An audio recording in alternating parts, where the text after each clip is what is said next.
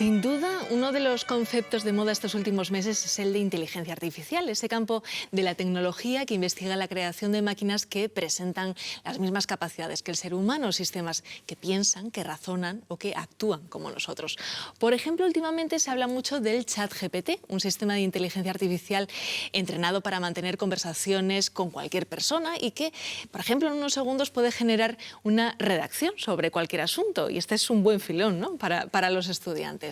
¿Qué papel debe tener este tipo de tecnología en las aulas? Pues lo vamos a preguntar a la experta en tecnología educativa, María del Mar Sánchez Vera. María del Mar, ¿qué tal? Bienvenida. Hola, muchas gracias. Bueno, como decíamos, eres doctora en Pedagogía y además eres miembro del Grupo de Investigación de Tecnología Educativa de la Universidad de Murcia. Lo primero que nos cuentes es ¿en qué trabajáis en ese grupo de investigación? Bueno, el Grupo de Investigación de Tecnología Educativa lo dirige la profesora Maripaz Prendes Espinosa y somos un grupo de investigadores e investigadoras que tratamos de abordar el tema de cómo integrar las tecnologías en la educación. Tanto en contextos formales como no formales, pero siempre desde una perspectiva pedagógica. La tecnología educativa como disciplina ha evolucionado muchísimo en los últimos años. Piensa en todos los recursos que han ido surgiendo, desde el libro de texto, pizarra digital, libros interactivos, redes sociales, robótica, pensamiento computacional. Entonces, en nuestros temas de investigación está el cómo diseñar, integrar y evaluar todos estos recursos y también aspectos relacionados con la competencia digital de docentes, de estudiantes, de instituciones, todo lo que es la investigación en torno al e-learning, a lo que es la educación totalmente en línea. Y pues tenemos la suerte de participar en proyectos nacionales e internacionales sobre todos estos temas. Y supongo que ahora también pues estaréis muy atentos a todo lo que se habla y se dice, ¿no?, sobre inteligencia artificial, porque es uno de los focos de actualidad, con defensores, con detractores, pero también con mucho desconocimiento, porque no todos entendemos qué es la inteligencia artificial y qué aplicaciones tiene. La inteligencia artificial es una rama de la informática que se encarga de diseñar sistemas y programas que traten de simular aspectos relacionados con la inteligencia humana. Es decir, las personas somos capaces de hablar en lenguaje natural, entender conceptos abstractos, aprender, desarrollar la creatividad, y eso es complicado realmente que lo pueda hacer una máquina por cómo funciona. Entonces, a estos sistemas se les entrena con grandes bases de datos para tratar de ofrecer aplicaciones y programas que simulen o se acerquen lo máximo posible a cosas que podemos hacer las personas, por así decirlo, ¿no? Y en realidad, aunque ahora es cierto que se esté hablando muchísimo de ello, porque hay un boom de herramientas de inteligencia artificial, están conviviendo con nosotros desde hace mucho tiempo y los informáticos llevan muchas décadas estudiando la inteligencia artificial. Pero parece que les tenemos mucho miedo, ¿no?, los ciudadanos de a pie. No sé si pueden suponer un cambio pues brutal para la sociedad o para la educación, por ejemplo. A ver, siempre que llega una revolución tecnológica hay dos posturas. La postura del que abraza la tecnología como que va a solucionar todos los problemas del mundo y de la educación, y la postura del que considera que es algo malo, nocivo y que hay que prohibirlo.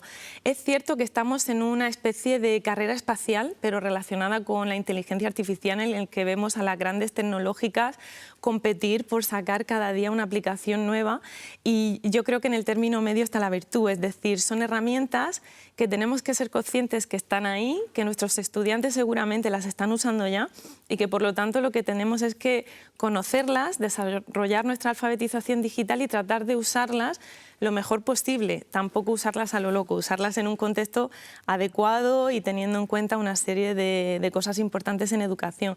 Pero sí que es cierto que la inteligencia artificial ahora mismo, yo creo que en los próximos años va a tener mucha presencia en la sociedad y, por supuesto, en la educación. Porque ahora, por ejemplo, en un aula, ¿cómo se puede utilizar estas herramientas de inteligencia artificial? Ponnos ejemplos. Pues hay varios ejemplos y es muy interesante seguir en la red a profesores que van contando ya cosas que van haciendo. Nos pueden servir, por ejemplo, los chats tipo generativos, nos pueden servir para preguntar, interaccionar con los chats, ver qué información nos ofrecen. Y vi un caso muy específico que me llamó mucho la atención. Le pidieron al chat que adoptara la personalidad de Napoleón y los niños y niñas le hacían preguntas acerca de acontecimientos históricos y el chat iba respondiendo y luego ellos iban contrastando si la información que les estaba dando era cierta o no. También para el aprendizaje de los idiomas, estas herramientas pueden corregirnos incluso las cosas que nosotros vamos hablando en inglés o en otro idioma. Y también vi una actividad muy interesante que estaban estudiando el sistema solar y le pedían a una herramienta generativa de imágenes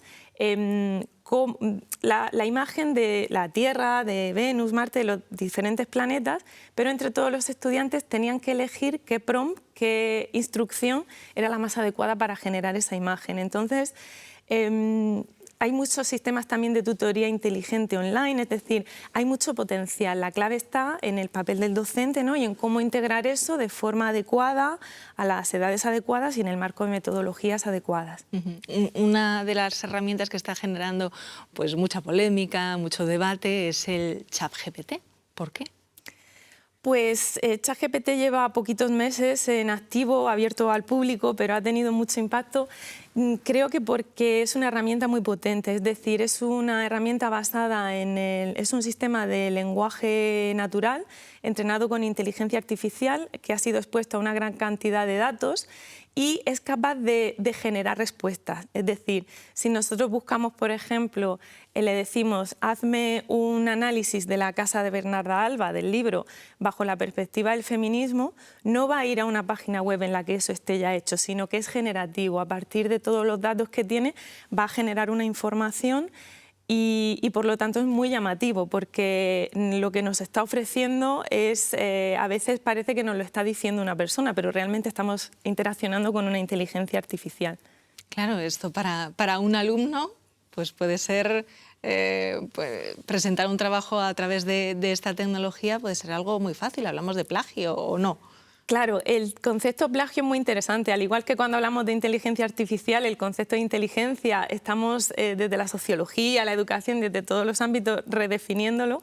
El tema del plagio también, porque hasta qué punto si yo pregunto algo a ChatGPT para que me dé ideas, si yo luego uso esas ideas, ¿es plagio o no es plagio?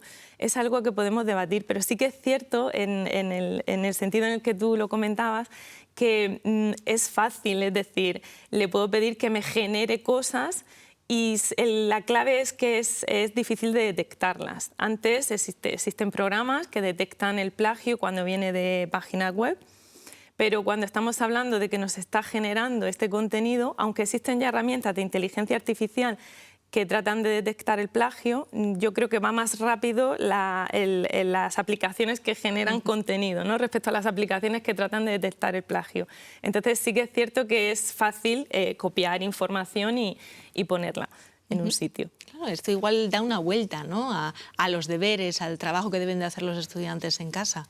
Efectivamente, de hecho la clave desde mi punto de vista es que quizás nos pone ya frente al espejo de una situación que deberíamos haber abordado hace tiempo. Es decir, algunos se llevan las manos a la cabeza, pero en realidad como estudiantes siempre hemos hecho uso de las herramientas que hemos tenido en nuestra mano. Yo cuando era estudiante usaba la enciclopedia que tenía en casa para hacer los trabajos.